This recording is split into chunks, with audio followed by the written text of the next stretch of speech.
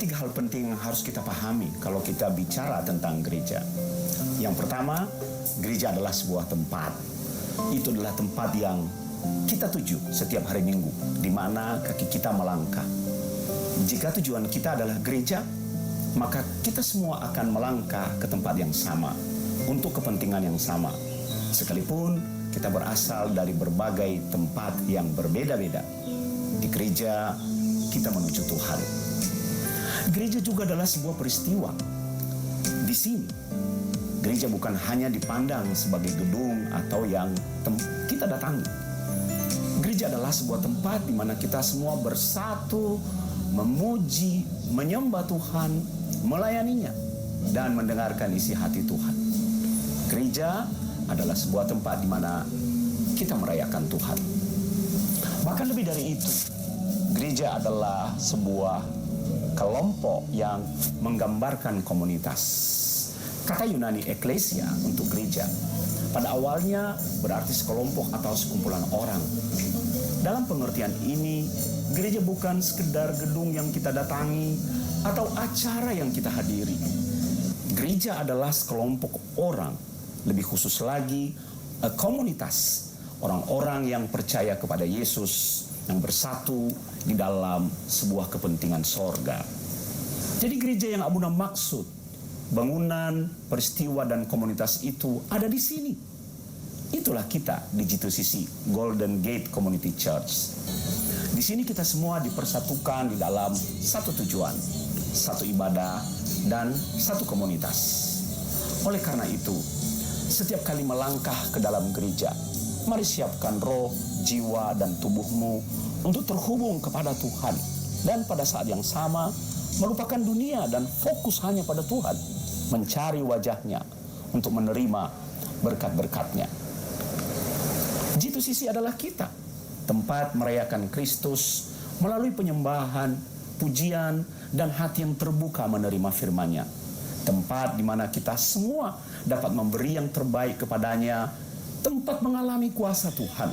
Tempat berdoa, bersekutu, tempat hidup diberkati, tempat berkumpul lebih dari 2-3 orang di dalam nama Tuhan Yesus. Luar biasa bukan? Banyak yang datang dan pergi, tetapi bagi yang tertanam, semua itu menjadi bagian. Karena G2CC adalah gereja yang disediakan Tuhan untuk kita bertumbuh dan berakar bersama sehingga menghasilkan buah. Dan ini adalah tempat terbaik untuk mengalami mujizat. Maukah saudara mengalami mujizat itu bersama kami di sini? G2CC is my church, my community, and my family. Selamat datang di rumah, welcome home. Disinilah kita tertanam dan menyerap nutrisi ilahi yang luar biasa. Karena every day, great miracle. Welcome home, G2CC family. Shalom G2CC family, welcome home. Marilah kita seumur hidup kita menyembah Tuhan. Karena nafas hidup kita ini hanya bagi Tuhan saja. Tuhan, ini hati kami berikan kepadamu di dalam nama Yesus.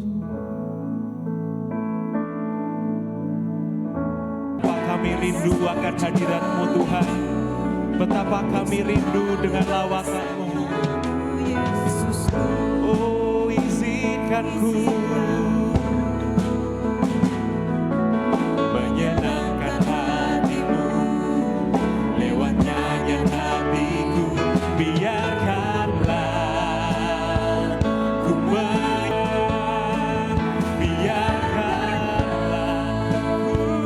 menyembahmu walau tak dengan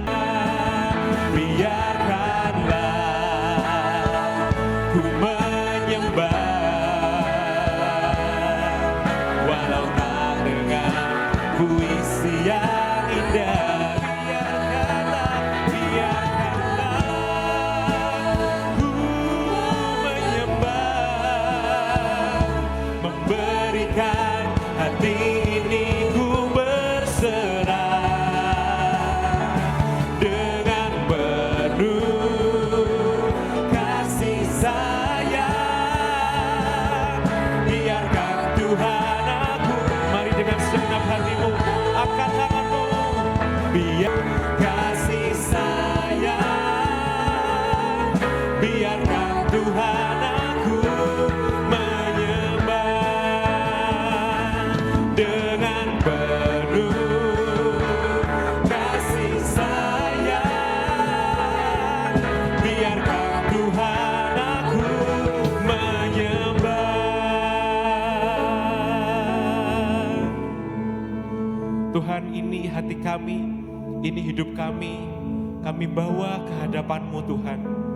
Inilah puji-pujian kami, inilah penyembahan kami. Selama kami hidup, kami hanya mau menyenangkan hati-Mu saja. Tuhan, berkatilah ibadah kami pada pagi hari ini. Biarlah selama kami memuji Tuhan, kami percaya kuasa-Mu bekerja di tengah-tengah kami. Ada lawatan, ada mujizat, ada doa-doa yang dijawab oleh Tuhan. Terima kasih Tuhan, terimalah api-apian penyembahan kami. Beshem Yeshua, dalam nama Yesus yang siap memuji Tuhan, sama-sama katakan amin. Bapak Ibu, hanya satu alasan kita hidup, yaitu untuk menyembah Yesus. Amin. Yuk, saya undang kita semua untuk bangkit berdiri. Mari kita pujikan lagu baru ini, Satu Alasan. Yuk semua bertepuk tangan buat Tuhan.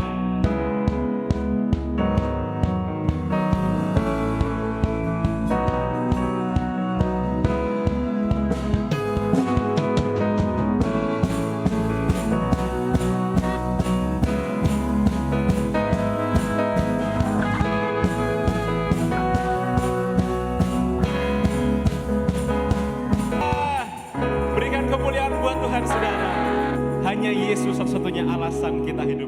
Bapak Ibu, kalau kita jalan bersama dengan Tuhan, hidup kita tidak pernah sama lagi. Berapa banyak kita baca tokoh-tokoh Alkitab, orang-orang sederhana, tapi dengan roh Tuhan, hidup mereka menjadi berkat, menjadi dampak bagi sesamanya. Siapa yang mau dipakai Tuhan, lambaikan tangannya. Mari beri tepuk tangan buat Tuhan kita. Hidupku takkan sama. Haleluya.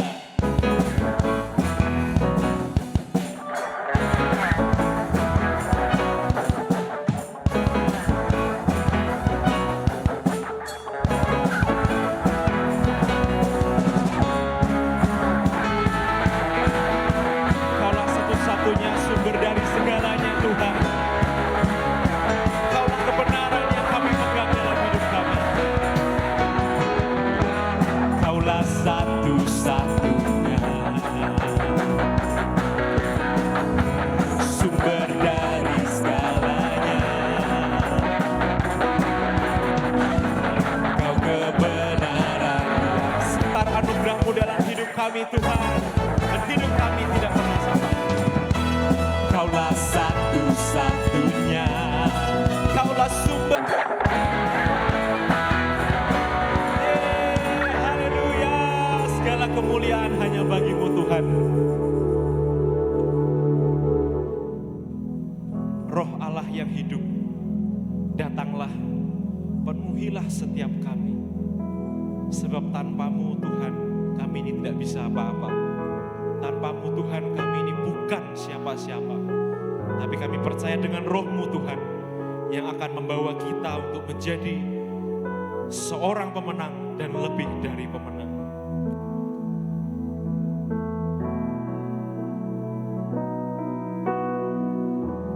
Roh Allah yang hidup penuhiku,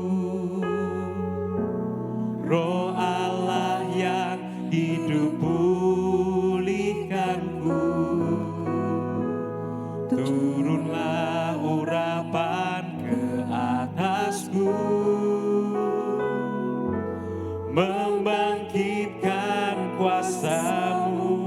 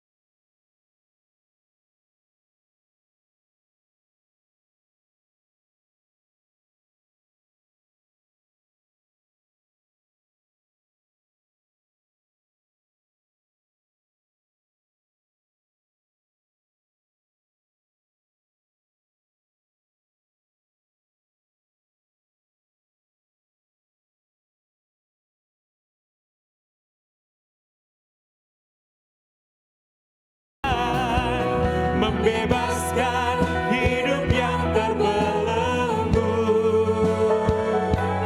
memulihkan hati mereka yang terluka, serta menjelikan mata yang buta. Jadikan hidupku alatmu, dipenuhi urapan baru, menyatakan kebesaran kuasa-Mu. Bapak Ibu, apapun yang sedang Anda pergumulkan, bahwa dalam doa Anda sedang butuh mujizat apa, ngomong sama Tuhan pagi ini. Tuhan, aku sedang butuh mujizat kesembuhan. Tuhan, aku sedang butuh mujizat pemulihan. Aku sedang butuh mujizat keuangan. Teriak sama Tuhan, saudara, Dia dengar doa kita. Hanya dengan roh Tuhan, hanya dengan roh Allah yang bisa menyelesaikan apapun yang ada di dunia ini. Kita perlu Tuhan. Tuhan, dengar doa kami. Membebaskan hidup yang terbelenggu, memulihkan hati mereka yang terluka, serta menjelikan mata yang buta. Jadikan hidupku alatmu, dipenuhi urapan baru, menyatakan kebesaran kuasa. Membebaskan hidup yang terbelenggu, pulihkan hati kami Tuhan, hati mereka yang sembuhkan Tuhan, serta menjelikan mata yang buta. Mari sama-sama katakan, jadikan hidupku alatmu, dipenuhi urapan baru, menyatakan kebesaran kuasa-Mu. angkat tangan, katakan Membebaskan hidup yang terbelenggu, memulihkan hati mereka yang terluka, serta menjelikan mata yang buta. Sama-sama katakan, jadikan hidupku alatmu, dipenuhi urapan baru, menyatakan kebesaran kuasa-Mu. Jadikan hidupku alatmu, dipenuhi urapan baru, menyatakan kebesaran kuasa. Jadikan kami alatmu, jadikan hidupku alatmu, dipenuhi urapan baru, menyatakan kebesaran kuasa-Mu. pakai hidup kami dan jadikan hidup kami sebagai alat-Mu Tuhan, untuk menyatakan kebesaran kuasa-Mu di tengah dunia yang gelap ini. Jadikan kami sebagai terang dan garam, dan penuhi kami dengan firman-Mu, supaya kami bisa tangkap apa yang menjadi isi hati Tuhan buat kami hari ini. Dan kami pulang dengan satu jawaban, satu kepastian dari pencarian kami. Biarkan kami mengalami perjumpaan dengan-Mu, dengan firman-Mu. Urapi kami demi nama Tuhan Yesus. Semua yang siap mendengar firman Tuhan berkata, Amin. amin. Silakan duduk, saudara. Shalom.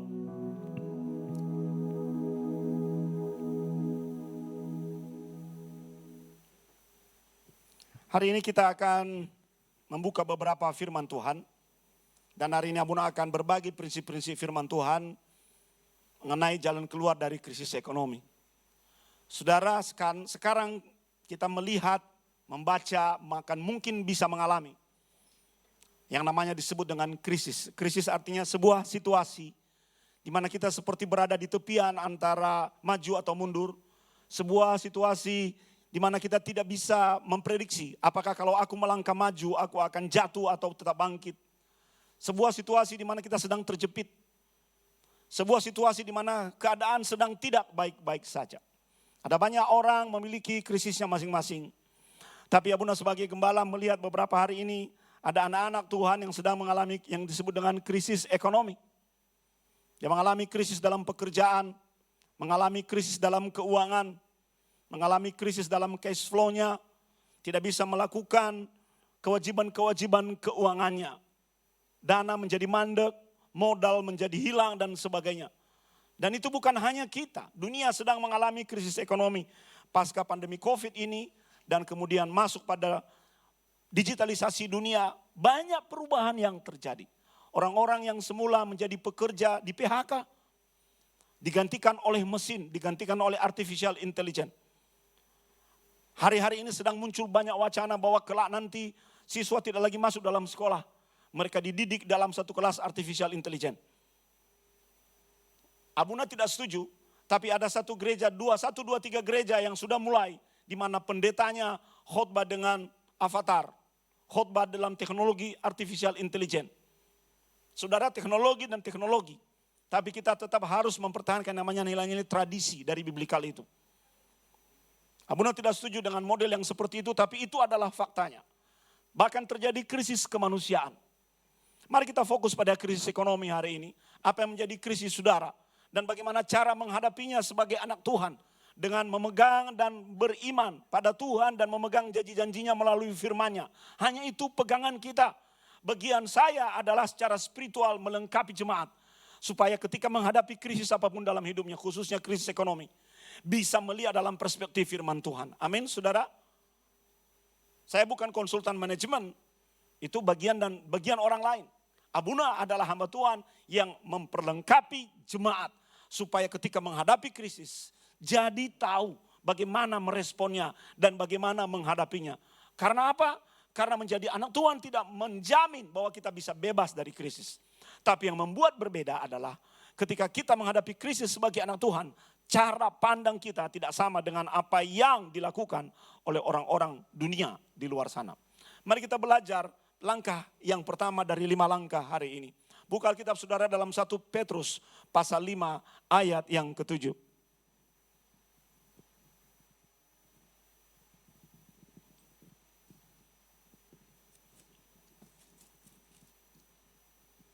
Satu Petrus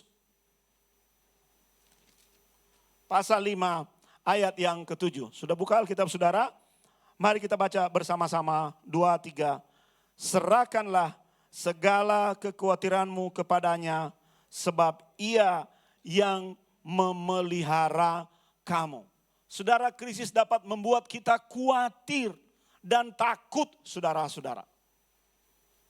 Kenapa? Karena kita takut dan kita khawatir ada hal-hal yang buruk akan kita alami. Kita khawatir dan takut menghadapi situasi yang tidak sesuai dengan keinginan kita. Bagaimana kalau kita kehilangan? Bagaimana kalau kita mengalami kerugian? Bagaimana kalau kita tidak mendapat kesempatan? Bagaimana kalau keinginan-keinginan kita tidak terwujud? Krisis ekonomi dapat membuat kita begitu khawatir dan ketakutan sehingga bisa mengalami sakit jiwa. Oleh sebab itu, apapun yang menjadi kekhawatiran dan ketakutan saudara dalam hal krisis ekonomi, dari nasihat firman Tuhan yang barusan kita baca di dalam 1 Petrus pasal 5 ayat yang ke-7. Mari belajar menyerahkan masalah apapun itu dan beban itu kepada Tuhan. Kita memang sedang berada di dalam krisis dan ada beban yang tidak kelihatan di pundak kita dan mungkin kita tidak sanggup menanggungnya. Biasanya orang-orang yang tidak sanggup menghadapi krisis dalam hidupnya, cirinya ada 2, yaitu hidupnya penuh kekhawatiran dan hidupnya penuh ketakutan. Selalu seperti itu. Bukan hanya krisis ekonomi, krisis sakit penyakit, krisis masa depan, krisis dan kepercayaan diri, dan sebagainya. Saudara, selalu ujungnya 2 hal, menciptakan ketakutan dan menciptakan kekhawatiran. Nah, prinsip firman Tuhan itu perlu kita dengar hari ini. Ketika engkau sudah mulai khawatir, hati-hati. Ketika engkau sudah mulai takut, hati-hati. Ada yang menguasai pikiranmu, ada yang menggoncang imanmu. Oleh sebab itu, marilah menyerahkan beban yang tidak kelihatan itu kepada Tuhan. Dengan cara apa? Dengan cara berdoa. Sebab kalau kita berdoa, maka itu artinya kita sedang menyerahkan diri kepada Tuhan. Dan itu akan membuat kita bisa tenang. Menurut penelitian, ketika ada orang-orang yang mengalami beban, berdoa kepada Tuhan, 50% bebannya ringan. Kenapa? Karena dia sudah menyerahkan diri kepada Tuhan. Dan dia mengambil posisi, Tuhan, ada variabel yang tidak bisa saya kontrol dari ketakutan dan kekhawatiranku ini. Maka aku berserah kepada Tuhan, jadilah apa yang menjadi kehendak-Mu. Ketika kita mengalami ketakutan dan kekhawatiran, pada waktu kita berdoa, itu artinya kita sedang mendeklarasikan dalam situasi yang sedang sulit ini. Aku mau menggantungkan diri kepada Tuhan. Ini yang harus perlu kita coba, saudara. Menyerahkan diri kepada Tuhan. Bukan menyerahkan diri pada ketakutan. Bukan menyerahkan diri pada kekhawatiran. Tuhan, Engkau yang pegang hidupku. Ayo praktekkan itu. Tuhan, Engkau yang pegang bisnisku. Engkau yang pegang usahaku. Engkau yang pegang nyawaku. Praktekkan itu, saudara. Kalau tidak, maka hidupmu akan penuh dengan ketakutan dan kekhawatiran. Oleh sebab itu, ketika kita menyerahkan beban itu kepada Tuhan, maka saat kita berdoa itu, sebenarnya kita sedang melepaskan beban-beban sehingga kekhawatiran kita menjadi berkurang. Makanya itu disebut dalam lagu, dan ku tenang di dalam caramu. Orang yang berdoa adalah orang yang akan tenang dalam menghadapi krisis apapun. Saya ingat ketika Yesus bersama murid-murid berada di tengah danau Galilea dan mereka dilanda oleh badai. Tuhan menenangkan mereka dengan berkata, jangan takut. Kita mungkin tidak bisa berhadapan fisik dengan Yesus saat ini. Tapi ketika kita berdoa, maka doa itu akan melepaskan kekhawatiran kita. Doa itu akan membuat kita tenang dan mengalami kejelasan di dalam pikiran. Coba kalau Anda semrawut pikirannya, maka Anda tidak akan pernah bisa menemukan solusi yang baik. Hanya pikiran yang tenang. Cobalah meditasi dalam doa itu, tenangkan pikiranmu. Anda akan lihat banyak hal-hal yang tidak pernah muncul dan tidak pernah terpikirkan sebelumnya. Tiba-tiba menjadi sebuah hikmat untuk bertindak dan masalah selesai. Pikiran yang tenang. Kenapa orang bunuh diri?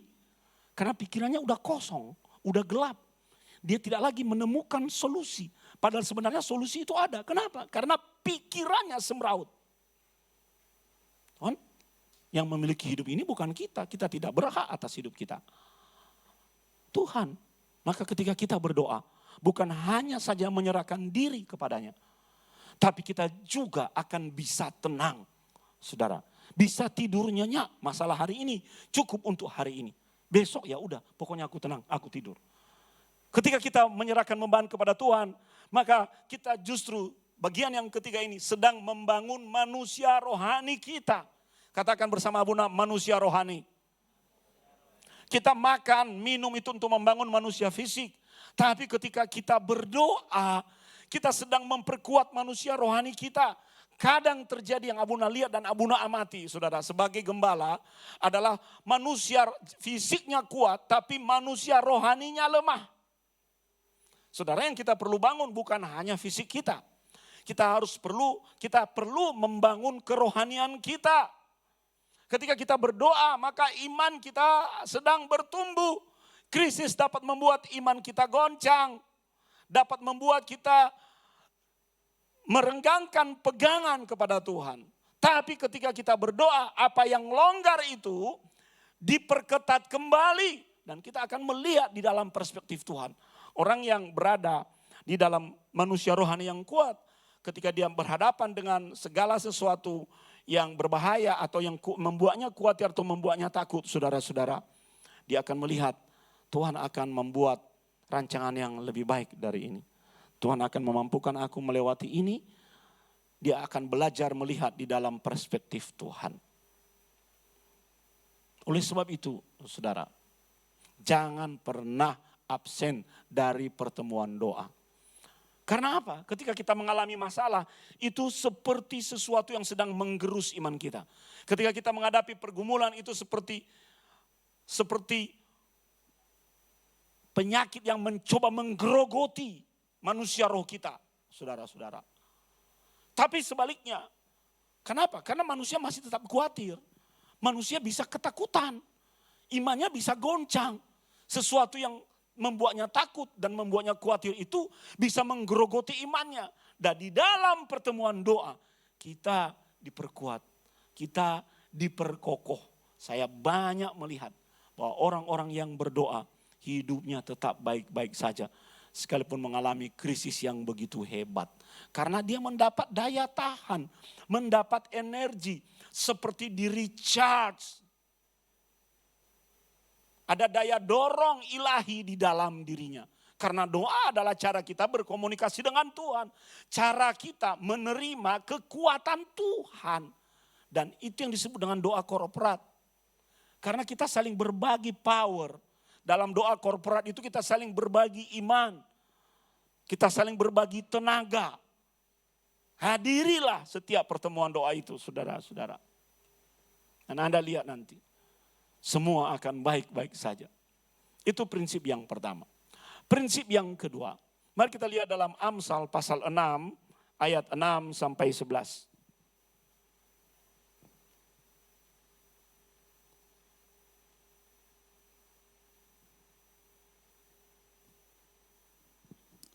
Bagaimana kita mengatasi krisis ekonomi yang sedang kita hadapi hari-hari ini? Kita belajar dari pengamsal. Kita baca sama-sama pasal 6 ayat 6 sampai 11. 2, 3.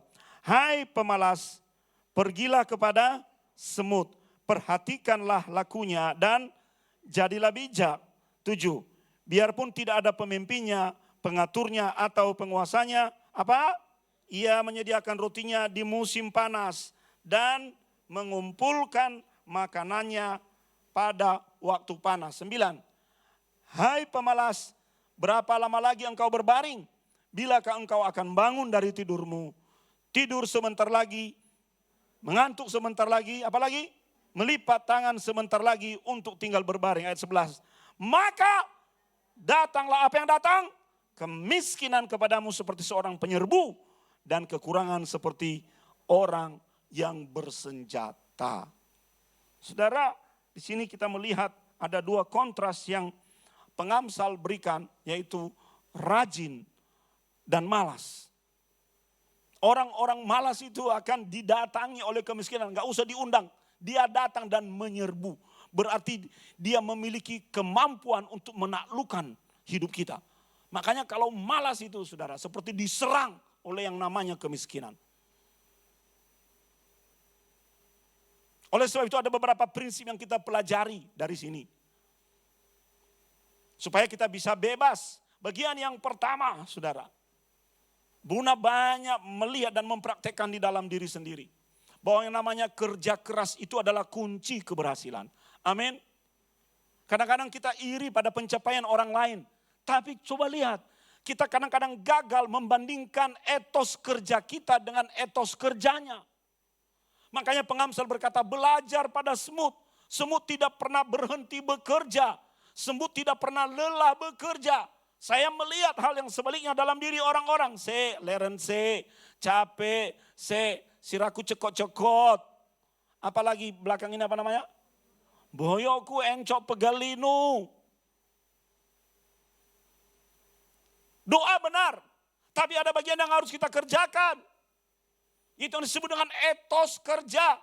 Saya banyak melihat orang-orang yang memiliki etos kerja yang baik berhasil di dalam hidupnya. Dia setia pada hal-hal yang kecil. Tuhan memperbesar kapasitasnya karena dia berdoa. Etos kerja itu akan membawamu naik. Tuhan tidak kirim uang dari langit jatuh seperti duren. Tidak. Uang didapat dari bekerja. Nggak ada yang namanya sekarang ongkang-ongkang, nggak ada. Lalu dapat berkat, nggak ada, saudara. Jadi yang perlu dibandingkan bukan hasil yang diperoleh oleh orang lain. Bandingkan etosnya sama atau tidak. Ini yang membuat berbeda. Pantas saja kita mengalami krisis. Karena kita tidak memiliki etos kerja yang baik. Etos kerja yang baik, bangun pagi-pagi. Pulang paling malam, kerja, dan kerja. Wah, saudara, Ini adalah mentalitas. Pengamsal memberitahu kepada kita bahwa semut itu memiliki yang namanya etos kerja. Walaupun makanan sudah bertumpuk di gudangnya, dia tetap bekerja. Tidak turu-turu. Kalau nggak ada kerja, cari kerjaan. Jangan santai-santai. Oh, aku nggak ada masalah, aku nggak dikongkono. Banyak orang yang begitu, aku tidak disuruh, yo tak santai. Etosmu terbentuk mengkristal, mengubahnya lagi nanti susah. Cari. Dikongkon nggak dikongkon, kerjakan, lakukan, ambil bagianmu. Karena itu membentuk nilai di dalam diri saudara. Kalau udah jadi, seperti dilas susah dipatahin, nggak bisa dibentuk ulang. Etos kerja itu adalah hasil dari sebuah latihan, saudara. Yang namanya kerja keras itu selalu ada. Jangan berkata bahwa Abuna ini hanya gembala cuma cuap-cuap. Abuna kerja loh, saudara. Waktu pulang dari berlibur itu cuma 1 hari ganti koper di rumah. Besok pergi ke Jakarta. Kerja saya.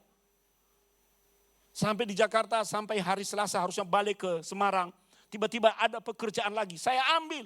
Pak, daripada kita ngongkosin Bapak kembali ke Semarang tiket.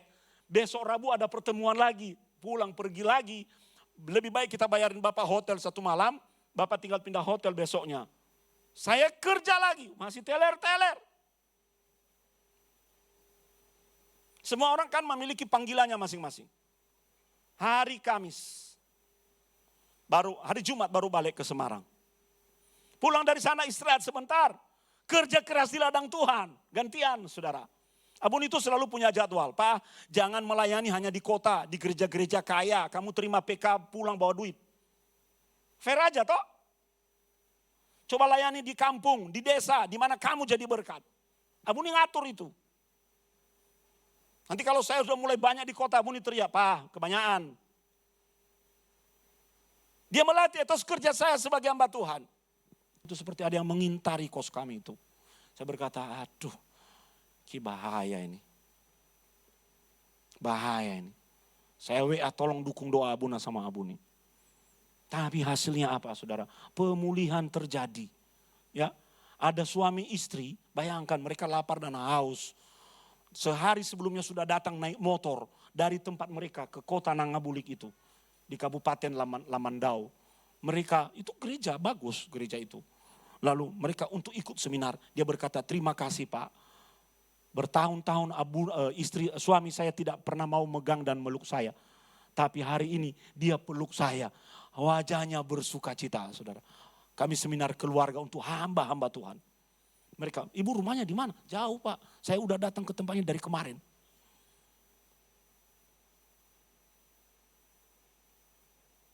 Besoknya ada mandat. Abuna setelah pagi dari sini, sore masuk ke daerah transmigrasi. Belai. Oke.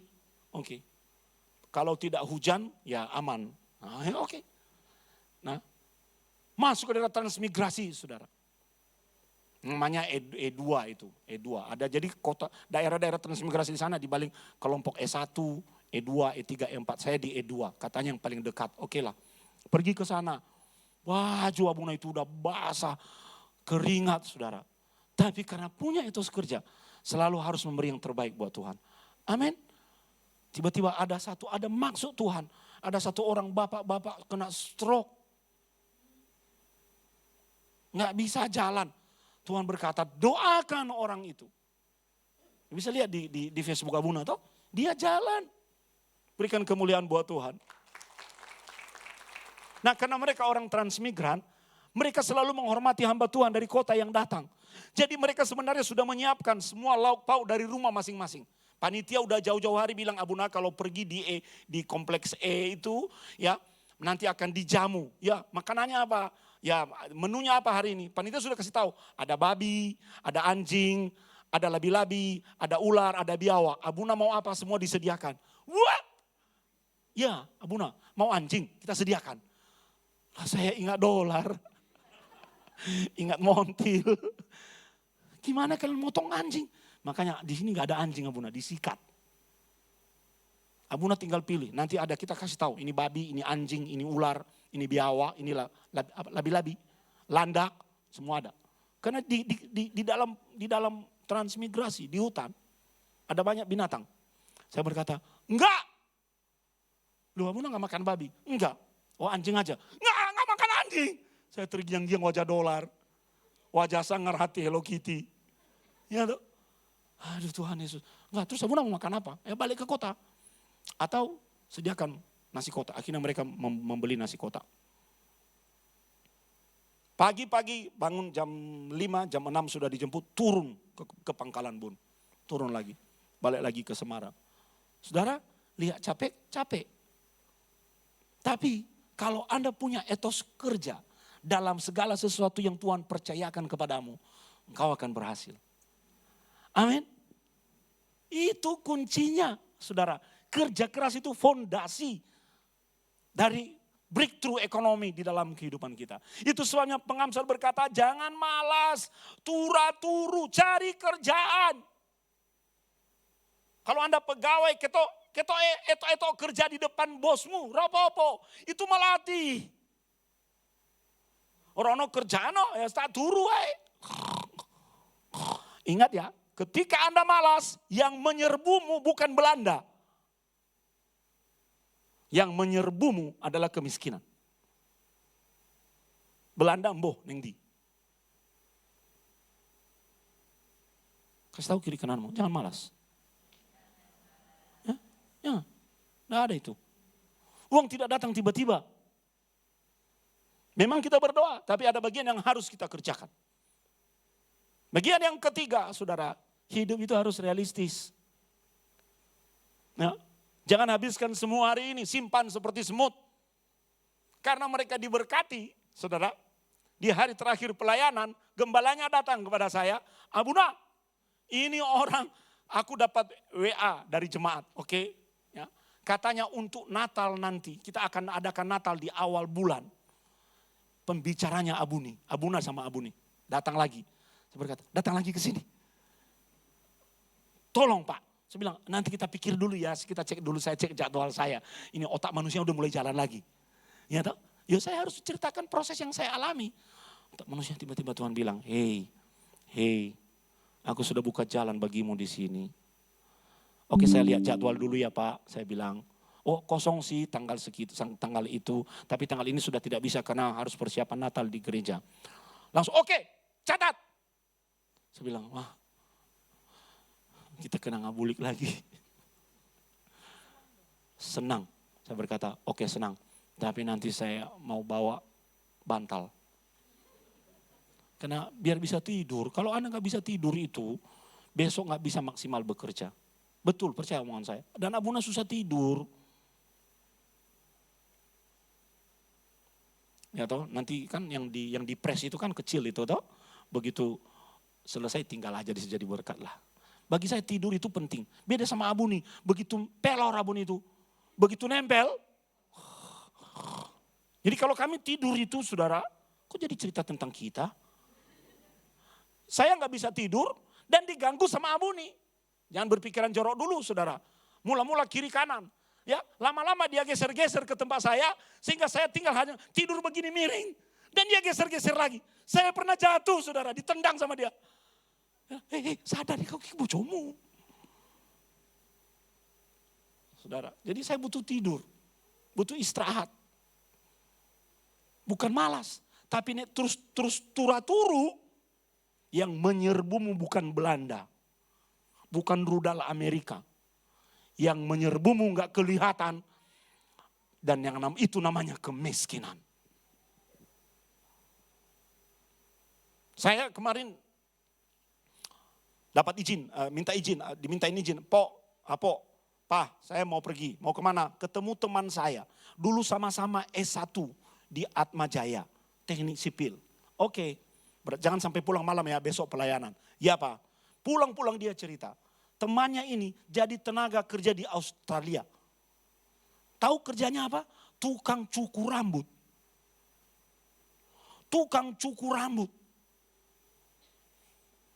Itu saudara, giliran bayar, apa mau bayar? Karena saya selalu ngajar mereka, bayar duluan. Perlihatkan bahwa kamu orang yang diberkati. Dia bilang, oh ojo Revo, ojo. Aku seki wisuke. Jangan pakai uang pendeta. Saya bilang, kamu meremehkan pendeta. Dia bilang begitu. Jadi dia mulai cerita bagaimana hidupnya diberkati. Dia sudah bisa nyewa apartemen. Dia udah punya tabungan. Tuh udah bisa jalan-jalan ke Singapura. Sesuatu yang begitu mahal yang dia tidak bisa peroleh waktu di Indonesia. Kami dulu itu kalau ke Jogja ya nginap di hotel saudara. Apa panggil temannya itu, yuk papaku nginap, ono jatah 1. Jatah untuk makan, jatah untuk renang. Diajak saudara, makanya anak itu jadi dekat sama kita. Etos kerja, tukang cukur rambut. Jadi dimanapun, apapun pekerjaan yang Tuhan berikan kepadamu, kalau dasarnya Anda malas turu-turu, Anda tidak akan pernah berhasil dalam hidup saudara. Kemarin saya panggil Miria, nak piye sekolahmu? Bunda, udah mulai agak angel lah Bunda, hafalannya ake. Semangat. Tidak ada hal yang susah kalau belajar. Amin. Tose. Hafalannya ake. Ya, piye carane? Etos belajar. Etos itu kalau sudah terbentuk dalam dirimu. Apapun yang kau kerjakan, Tuhan akan buat berhasil. Haleluya. Saya agak lama khotbah hari ini. Gak apa-apa toh? Nah, di dalam manajemen keuangan itu, saudara, yang berkaitan dengan kata pengamsal itu tadi, ya harus disiplin dalam yang namanya belanja. Tidak semua barang itu penting. Saya tidak pernah mencari dalam Alkitab semut belanja. Tidak semua hal itu penting. Waspada terhadap 2 hal. Pengeluaran-pengeluaran yang tidak perlu. Dan gaya hidup. Kapan itu ada satu orang datang minta tolong sama Abuna. Begini. Enggak. Tidak. Ternyata dia bahkan naik motor paling baru. Lah motor sanggup beli.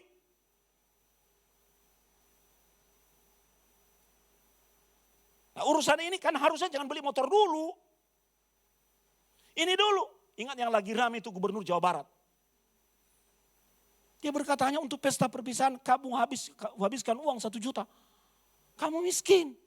Lebih baik uang 1 juta itu disimpan untuk sesuatu yang lain. Bukan untuk gaya hidup. Kadang-kadang kita itu didrive oleh sikap petantang-petenteng. Saudara jangan pernah hidup oleh gaya hidup. Mati kita. Karena gaya hidup itu seperti sumur tanpa dasar. Ada berkat, terima, ya nikmati, ya simpan. Jangan untuk gaya hidup. Ada sebuah kelompok di Afrika. Saya lupa. Jisep. Saya lupa ya. Saya lupa nama kelompok ini. Gaya hidup orang Afrika di Kongo. Jadi rumah mereka itu dari kardus, dari kayu busuk-busuk, tapi mereka beli barang bermerek.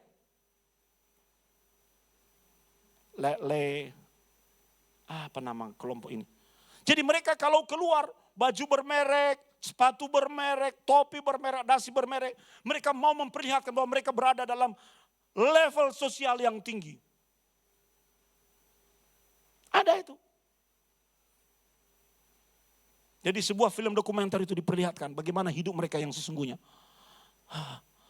Saudara, mari mulai kelola. Jadilah seperti semut yang terus bekerja. Bukan untuk mengeluarkan hal-hal yang tidak penting dan tidak perlu. Semut tidak pernah bergaya, saudara. Dia bekerja. Nah, mari mulai evaluasi kebutuhan-kebutuhan saudara. Ingat, yang penting itu kebutuhan, bukan keinginan. Kalau keinginan satu dunia aja kita bisa beli. Tapi yang namanya kebutuhan itu yang prioritas. Kita harus mulai bisa bedakan. Hidup kan bukan hanya untuk hari ini. Kita tidak tahu apa yang terjadi besok. Yang namanya dunia ini bisa bergerak dengan cepat. Ekonomi dunia itu bisa tiba-tiba naik, bisa tiba-tiba rontok. Lihat harga emas, naik toh? Lihat nilai tukar dolar, naik minta ampun. Nanti tiba-tiba bisa drop lagi. Kita tidak pernah tahu. Tidak semua kebutuhan adalah keinginan. Tidak semua keinginan adalah kebutuhan. Maka kita perlu belajar dari semut. Haleluya. Langkah yang ketiga. Amsal pasal 19 ayat yang ke-20. Ada 5 langkah, saudara-saudara. Amsal pasal 19 ayat yang ke-20. Firman Tuhan bilang apa? Dengarkanlah nasihat dan terimalah didikan supaya engkau menjadi bijak di masa depan. Ketika kita sedang mengalami krisis ekonomi, kita perlu meminta nasihat pada orang-orang yang tepat. Kita perlu berada di dalam sebuah komunitas yang memang mendukung kita. Bukan mencari komunitas yang sama-sama alay. Bukan mencari komunitas yang sama-sama krisis. Itu saling melemahkan. Cari komunitas yang memperkuatmu. Dan minta nasihat pada orang-orang yang tepat. Jangan minta nasihat pada orang yang tidak menguasai masalahnya. Atau yang hanya menguasai teori. Yang bisa memberikan petunjuk kepadamu. Mari lihat apa situasi yang sedang Anda hadapi dan Anda alami. Konsultasikan pada orang-orang yang memang menguasai bidang itu. Itu loh yang pertama. Yang kedua adalah belajar dari apa yang sudah pernah orang lain lakukan dalam hal yang sama. Dan kalau Anda menemukan bahwa dia salah dan tidak tepat, enggak benar, belajar dan jangan mengulang kesalahan yang sama. Jangan jatuh di dalam lubang yang sama. Itu namanya penuh dengan hikmat itu, saudara-saudara. Itu artinya penuh dengan hikmat. Dengarkanlah nasihat dan terimalah didikan. Belajar dari orang lain. Supaya engkau menjadi bijak di masa depan. Ada satu pepatah yang berkata, masalah hidup akan membuat orang semakin bijak. Tapi menurut saya, orang semakin bijak dari masalah hidup hanya terjadi kalau orang itu bisa memberikan respon yang tepat. Kalau tidak, bukan makin bijak dia, makin bodoh. Sudah tahu kelemahanmu dalam hal keuangan, maka jangan jatuh lagi dalam lubang yang sama. Jangan. Sudah tahu kelemahanmu dalam hal etos kerja, kemalasan, jangan jatuh lagi. Bereskan di bidang itu. Hanya orang-orang tidak pernah belajar dari kesalahannya. Ada satu orang pernah datang, Abuna, aku minta didoakan. No pomane, aku berutang lagi. Lah terus yang kemarin sudah beres, sudah. Lah kok berutang lagi, ambo, aku juga nggak ngerti. Lo piye? Mau didoakan bolak-balik, tapi ya kebiasaan buruk terus diulang. Uangnya buat apa? Dia ceritakan, ternyata untuk gaya hidup. Belajar dari kesalahan orang lain. Belajar dari pelanggaran-pelanggaran orang lain. Belajar dari kesalahanmu, itu akan membuatmu menjadi bijak. Oh iya, ternyata aku tidak boleh begini. Aku harus seperti ini. Aku harus memperbaiki ini. Jangan diulang, saudara. Ini akan membuat kita terus-menerus berada di dalam krisis. Amin. Langkah yang keempat. 2 Korintus, kita buka Alkitab kita dalam perjanjian baru. 2 Korintus pasal 9 ayat 6. Firman Tuhan bilang apa di situ? Nah, ini penting. Mengapa kita seringkali mengalami krisis? Kita gagal mempraktekkan ini karena kita takut kekurangan. Apa yang gagal kita praktekkan? Memberi saat kekurangan. Ini saudara, apa kata Alkitab di situ? Camkanlah ini, camkan. Artinya perhatikan. Butuh attention saudara. Orang yang menabur sedikit akan menuai sedikit juga. Dan orang yang menabur banyak akan menuai banyak juga. Kita baca ayat 7:23. Hendaklah masing-masing memberikan menurut kerelaan hatinya. Jangan dengan sedih hati atau karena paksaan. Sebab Allah mengasihi orang yang memberi dengan sukacita. Gampang sekali kita memberi kalau kita sedang berkelimpahan atau berkelebihan. Atau berkecukupan. Tapi kalau kita sedang berkekurangan, masihkah kita memiliki sikap memberi itu? Nah, disinilah yang menjadi ujiannya. Ujiannya justru di sini. Memberi buat sesama, memberi buat Tuhan. Kita mulai hitung-hitungan. Makanya Tuhan akhirnya berhitung juga kepada kita, saudara. Dan saya mau beritahu kepada kita semua. Bahwa kalau Anda sedang mengalami krisis ekonomi hari ini, krisis keuangan hari ini, coba praktekkan memberi di dalam kekurangan itu. Dan nanti lihat sesuatu akan berbeda. Karena tidak mudah bagi kita memberi ketika kita mengalami kekurangan itu. Sebaliknya kalau kita memberi dalam kekurangan, Tuhan tahu bahwa hati kita ternyata tidak melekat kepada materi. Itu kuncinya, bukan nilai uangnya, bukan nilai materialnya. Tapi nilai yang ada di dalam dirimu itu benar atau tidak. Melekat kepada materi atau tidak. Semua orang di dunia butuh materi, saudara.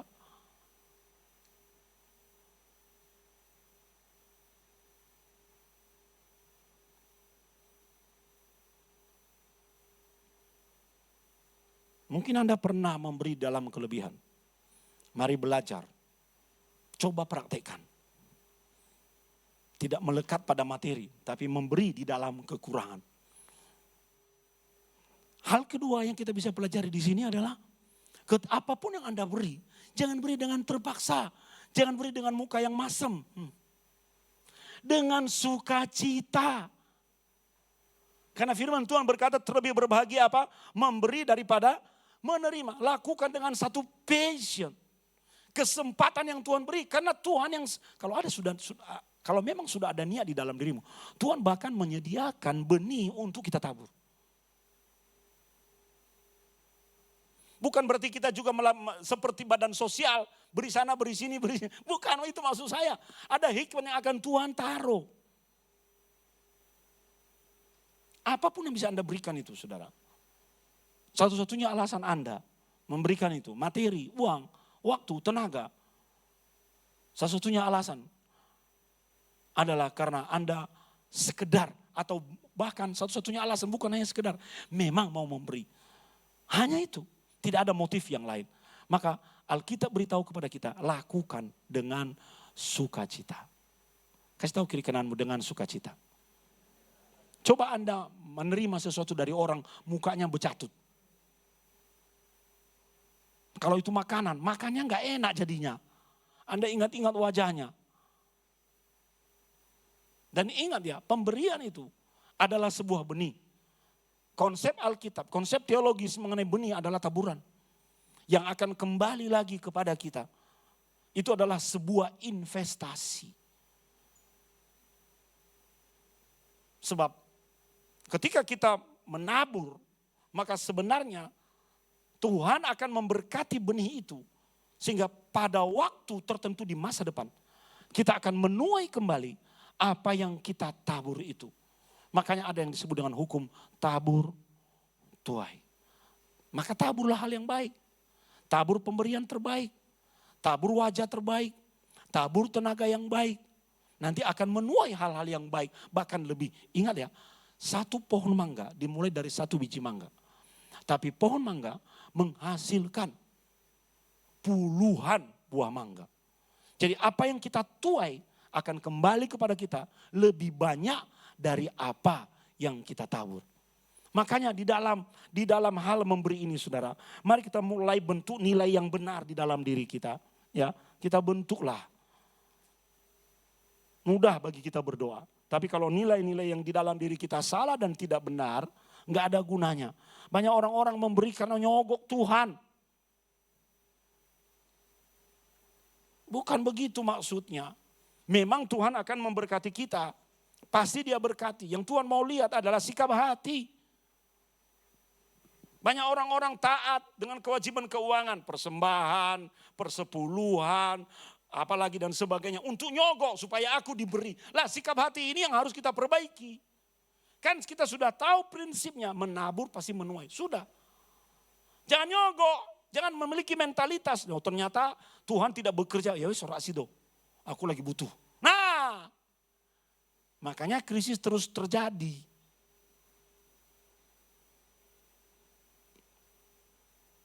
Memberi dengan sukacita. Coba berikan senyum pada kiri kananmu.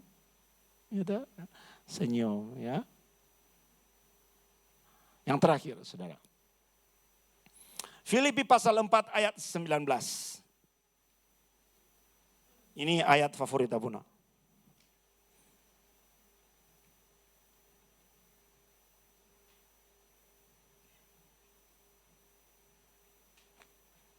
Filipi pasal 4 ayat 19. Kita baca saja ayat 4 ayat 19.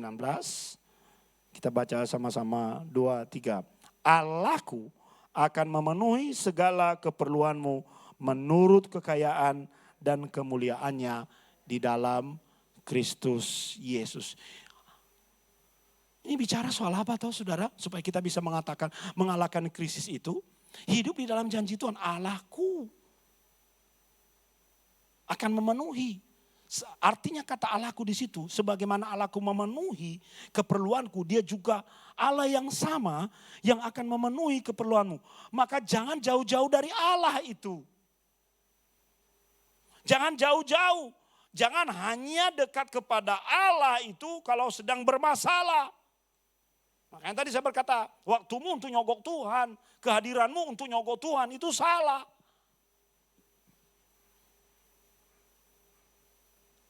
Rasul Paulus melalui suratnya kepada jemaat di Filipi itu sedang memberi dorongan, mari andalkan Tuhan. Allahku akan memenuhi segala keperluan. Saya kadang-kadang menulis ulang begini, saudara.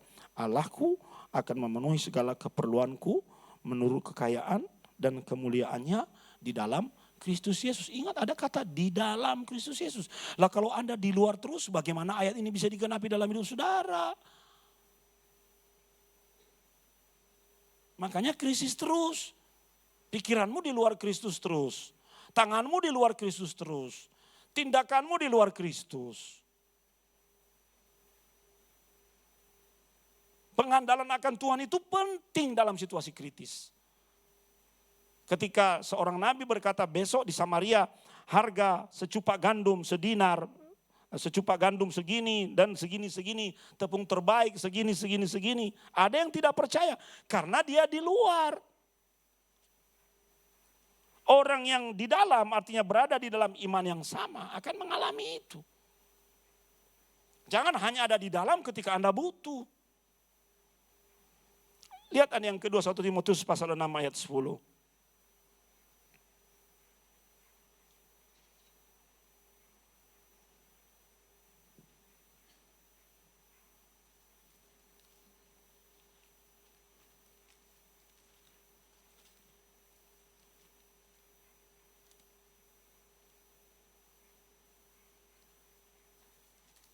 Apa kata Alkitab di situ? 1 Timotius pasal 6 ayat 10.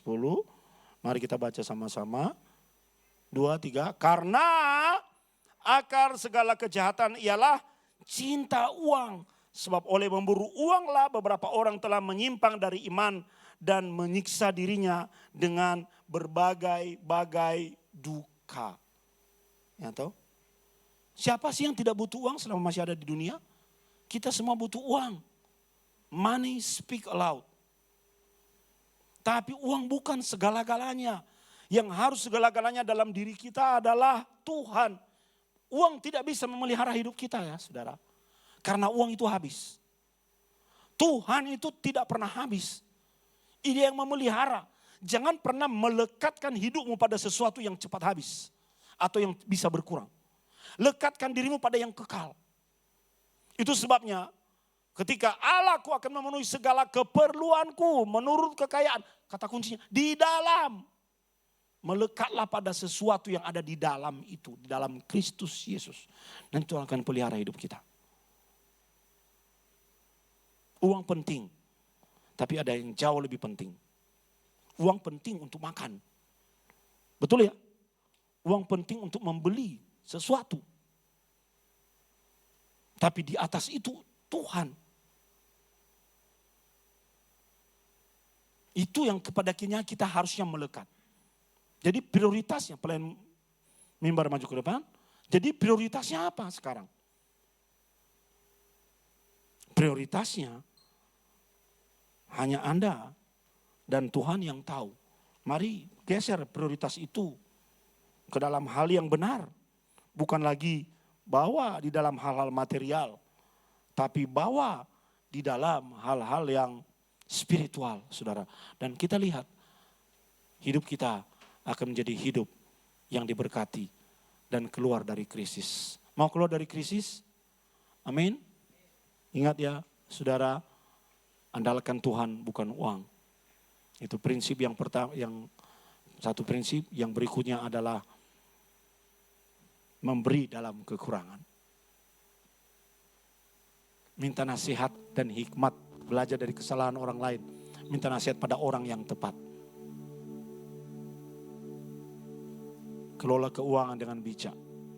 Ya, dan jangan pernah hindari pertemuan doa. Jangan hanya berdoa. Mari kita bangkit berdiri kalau lagi sedang butuh. Saya mau undang pelayan perjamuan maju ke depan.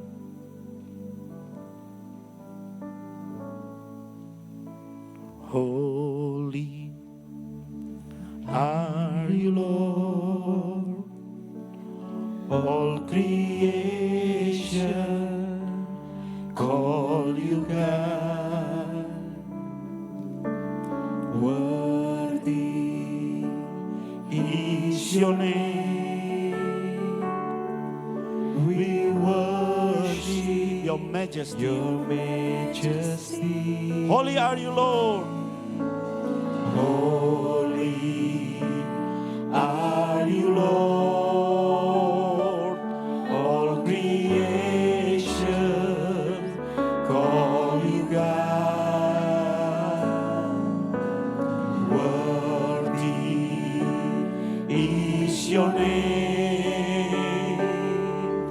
We worship your majesty. Awesome God, how great thou art. You are God, mighty are your miracles. We stand in awe of your holy name. Lord, we bow down and worship you. Mari kita sama-sama nyanyikan lagu ini. Dari awal, holy are you, Lord. Holy are you, Lord. Siapkan hati kami, Tuhan, untuk menerima berkat rohani dari persekutuan dengan tubuh dan darah Kristus. Setiap masalah-masalah dan krisis ekonomi yang sedang kami hadapi dipatahkan oleh tubuh dan darah. Ada kuasa dalam persekutuan di dalam Kristus melalui perjamuan ini. Bahwa kami masuk kembali ke dalam dan tangan-tangan yang meneruskan dan tangan-tangan yang mengalami kuasa di dalam nama Tuhan Yesus. You are God, mighty are your miracles. We stand in awe of your holy name. Lord, we bow down and worship you. Awesome God, awesome God, how great thou art. You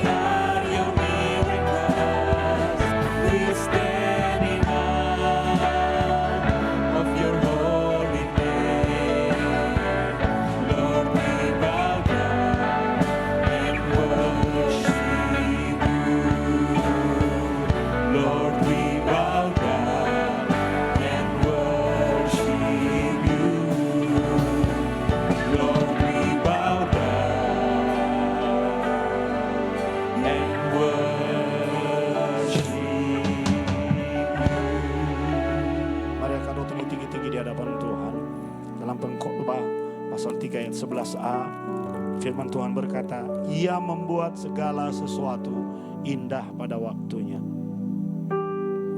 Sebab apa yang telah kuteruskan kepadamu telah kuterima dari Tuhan, yaitu bahwa Tuhan Yesus pada malam waktu Ia diserahkan mengambil roti, dan sesudah itu Ia mengucap syukur atasnya. Ia memecah-mecahkannya dan berkata, inilah tubuhku yang diserahkan bagi kamu, perbuatlah yang menjadi peringatan akan aku. Apakah engkau percaya bahwa ketika engkau memegang roti ini, imanmu sedang memegang tubuh Kristus? Dan ketika engkau memakannya, engkau bersekutu dengan tubuh Kristus? Mari kita makan di dalam nama Tuhan Yesus.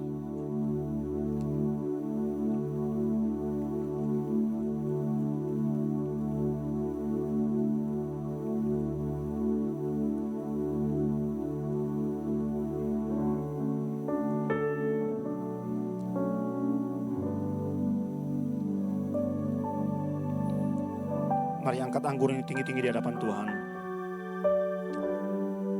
Demikian juga Yesus mengambil cawan sesudah makan dan berkata, cawan ini adalah perjanjian baru yang dimateraikan oleh darahku. Perbuatlah ini setiap kali kamu meminumnya menjadi peringatan akan aku. Apakah engkau percaya bahwa anggur yang engkau pegang ini melambangkan darah Kristus? Dan ketika engkau bersekutu dengan tubuh dan darah Kristus, semua kutuk-kutuk kegagalan, belenggu-belenggu krisis ekonomi dalam hidupmu dipatahkan. Belenggu-belenggu dan ikatan dari sakit penyakit dipatahkan. Belenggu dan kutuk dipatahkan. Dan engkau diberkati. Mari kita minum di dalam nama Tuhan Yesus.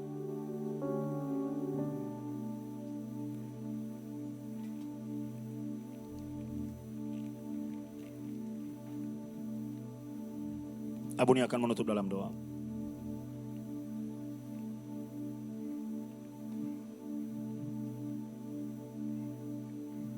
Terima kasih Tuhan untuk firman-Mu yang kami dengar pada pagi hari ini.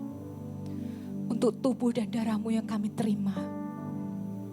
Kami tahu Engkau sedang membangun hidup kami.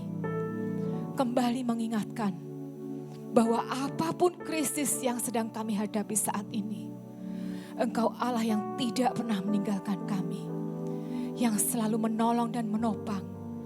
Dengan tangan kanan-Mu Tuhan, Engkau menggandeng dan memegang kami. Terima kasih Tuhan. Engkau adalah Allah penolong yang tidak akan membiarkan kami jatuh dan jatuh lagi. Kami tidak akan menoleh ke belakang lagi Tuhan. Tapi biarkan kuasa kebangkitan-Mu itu saat ini kami terima. Untuk kami boleh kembali tegak berdiri. Dengan mata kami yang hanya memandang kepadamu. Tidak ada lagi ketakutan dan kebimbangan di tengah-tengah kami Tuhan. Karena kami tahu kami punya Allah yang hidup. Kami punya Allah yang menjadi jalan dan kebenaran bagi setiap kami. Terima kasih Tuhan. Kami boleh pulang dengan keadaan jiwa kami yang sudah diubah oleh Tuhan. Pikiran dan hati kami yang sudah dikuatkan kembali oleh Tuhan. Di dalam nama Tuhan Yesus kami berdoa. Bersama kita katakan amin. Silakan duduk, kita akan dengar pengumuman.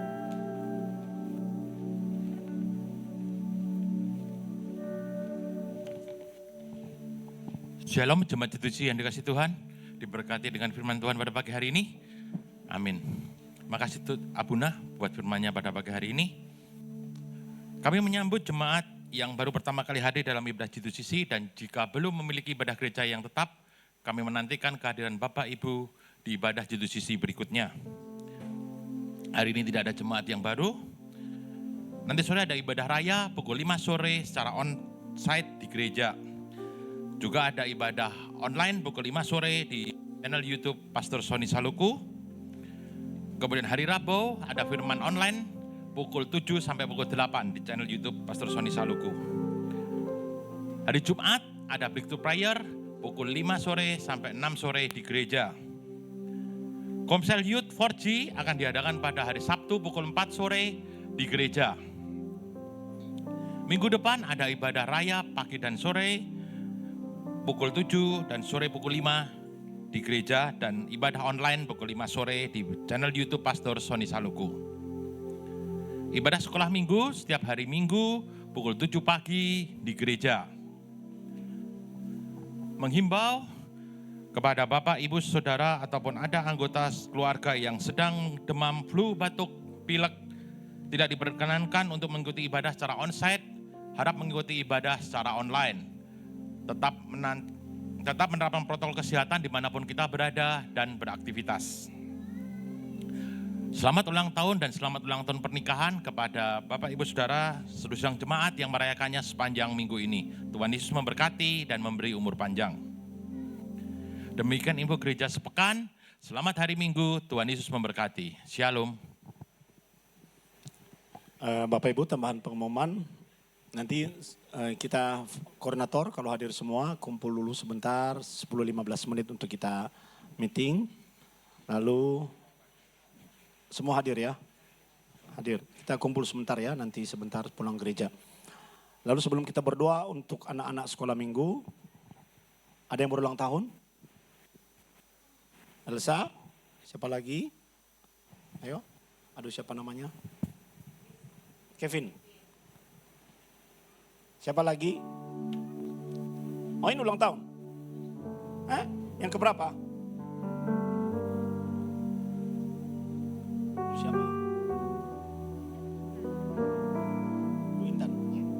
Ada lagi? Henry. Ulang tahun. Wedding anniversary. Wow. Mari kita bangkit berdiri, saudara. Happy birthday. Happy birthday. Happy birthday to you. Panjang di tangan kanan, di tangan kirimu kekayaan dan kehormatan sampai selamanya. Umur panjang di tangan kanan, di tangan kirimu kekayaan dan kehormatan sampai selamanya, sampai selamanya, sampai selamanya. Hip hip hooray. Ayo kita angkat tangan kita berdoa bagi saudara-saudara kita yang berulang tahun. Mengucap syukur atas pertemuan 1 tahun lagi yang kau berikan kepada Olin Tuhan. Persiapkan masa depan yang baik untuk anak ini. Dan bawa dia makin takut akan Tuhan. Berkati Elsa, segala hal yang menjadi pergumulan-pergumulannya sudah selesai. Dan Tuhan bekerja dan memberkati hidupnya. Umur panjang di tangan kanannya, kekayaan dan kehormatan di tangan kirinya. Kau lakukan breakthrough di dalam hidupnya. Hatinya makin melekat kepada Tuhan. Kau berkati Kevin, di dalam nama Tuhan Yesus masa depan yang baik yang kau berikan kepada anak ini. Berikan kepintaran dan kecerdasan dan roh yang takut akan Tuhan. Berkati Bu Intan Tuhan, apa yang menjadi kerinduan hatinya Tuhan dengarkan. 1 tahun lagi engkau sudah tambahkan usianya dan dia akan melihat berkat-berkat Yerusalem turun dalam kehidupannya, suaminya dan anak-anaknya. Semua hal yang menjadi kerinduan hatinya Tuhan dengar. Berikan umur yang panjang. Berikan kepada Henry dan Ika dan Anis Tuhan pernikahan yang terbaik di dalam kehidupan mereka. Anggur kudus pernikahan karena selalu menjadi sesuatu yang luar biasa yang menjadi bagian kehidupan keseharian mereka. Dan berkati tangan ini, apa yang dikerjakan oleh tangan ini Tuhan buat berhasil. Tidak ada kegagalan, tidak ada krisis. Ada breakthrough dan terobosan Tuhan boleh terjadi. Dan Tuhan boleh kerjakan di dalam hidup suami istri ini. Mereka setia melayani-Mu Tuhan. Dan mereka tidak kehilangan bagian mereka. Dengarkan apa yang menjadi pergumulan hati mereka. Pintu-pintu baru Tuhan beri. Terima kasih Tuhan. Berkat atas revival. 1 tahun lagi Engkau sudah tambahkan usianya Tuhan. Berikan masa depan yang baik. Teguhkan apa yang menjadi panggilan di dalam hidupnya. Jawab semua pertanyaannya Tuhan. Hamba berdoa. Dan kami semua percaya bahwa sesuatu yang besar sedang Kau persiapkan melalui anak ini. Terima kasih Tuhan. Kami mengucap syukur buat kebaikan-Mu di dalam nama Tuhan Yesus. Sama-sama kita katakan. Amin. Amin. Ayo kita berdoa buat anak-anak sekolah minggu. Apa ini ya? Keren ya. Apa itu? Jangan. Ayo jangan nakal-nakal ya. Ayo. Kita doa dulu ya.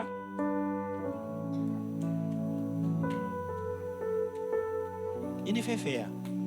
Wah, ternyata Feve makin cantik ya. Ayo kita udah besar, kita angkat tangan kita berdoa. Berkati anak-anak kami Tuhan. Berikan kepada mereka kecerdasan, kepintaran, roh yang takut akan Tuhan, tubuh yang sehat, tidak ada sakit penyakit, mereka memiliki daya tahan tubuh yang baik. Mereka menjadi anak-anak yang tunduk dan taat kepada orang tua. Dan mereka cerdas. Mereka menjadi kesaksian dan dipakai oleh Tuhan sebagai generasi anak panah di akhir zaman ini. Dan mereka menjadi sukses di masa depan. Karena Tuhan merancang masa depan yang baik dalam kehidupan anak-anak kami ini. Pakai hidup mereka sebagai alat-Mu. Dan mereka akan menjadi berkat bagi teman-teman mereka. Terima kasih Tuhan. Berkati guru-guru sekolah minggu dan berkat-Mu juga turun dalam setiap rencana sekolah minggu yang akan dilangsungkan pada tahun ini, yaitu ibadah raya di luar gereja, ibadah padang. Tuhan persiapkan semua apa yang mereka perlukan, termasuk kegiatan retreat youth, semua baik saja. Terima kasih Tuhan, 1 minggu kami sudah jalani dan sudah kami lalui. Kau sudah memberkati pekerjaan kami, hidup kami, Kau memberkati penghasilan kami, memberkati kesehatan kami. Adalah sukacita bagi kami jika kami diberi kesempatan mengembalikan apa yang menjadi bagian Tuhan hari ini melalui persembahan kami. Terima kasih juga Tuhan, Kau berikan kepada kami kesehatan dan segala hal yang Engkau berikan di samping kiri dan samping kanan kami. Keluarga, pekerjaan, pelayanan, studi. Kami memiliki semuanya itu karena Tuhan mengasihi hidup kami. Hamba berdoa untuk anak-anak-Mu yang sedang ujian, mempersiapkan diri, berkati mereka. Dan yang sedang merancang masa depan untuk sekolahnya, berkati dan berikan jalan dan arahan yang tepat untuk bisa mengambil keputusan yang terbaik. Berkati setiap orang tua dalam pekerjaan mereka, G2CC Family. Tuhan lindungi dan Tuhan berkati dan cukupkan. Selalu ada roti yang terbaik yang Engkau berikan setiap hari. Karena kami berada dalam mujizat Tuhan setiap hari. Buka kedua tangan-Mu dan pulanglah dengan membawa berkat Tuhan. Fareka Adonai fiis mereka. Tuhan memberkati engkau dan melindungi engkau. Yair Adonai panafeleka feyehuneka. Tuhan menyinari engkau dengan wajahnya dan memberi engkau kasih karunia. Disa Adonai panafeleka feyasimleka shalom. Tuhan menghadapkan wajahnya kepadamu di dalam shalomnya. Yang menerima berkat Tuhan berkata, Amin. Amin.